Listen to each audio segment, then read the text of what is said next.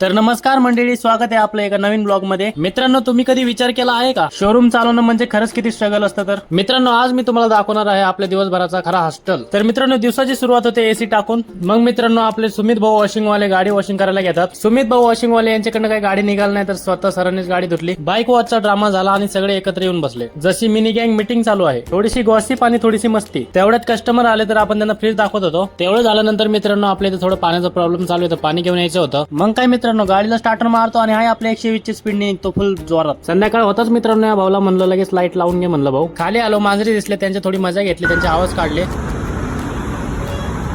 मग मित्रांनो, शिवरायची डिलिव्हरी होती तर हे दोघे जण जात होते डिलिव्हरीला. यांना केलं बाय बाय. त्यानंतर मित्रांनो, आपल्याला मस्त महादेवाची मूर्ती बघायला भेटली. तर मित्रांनो, आजचा व्लॉग इथे संपतो. कसा वाटला कमेंट मध्ये नक्की सांगा. अजून असे मजेदार व्लॉग बघण्यासाठी चॅनलला नक्की सबस्क्राईब करा आणि सपोर्ट करत राहा. भेटूया उद्या आता एका नवीन व्लॉग मध्ये. तोपर्यंत मित्रांनो, चलो बाय बाय.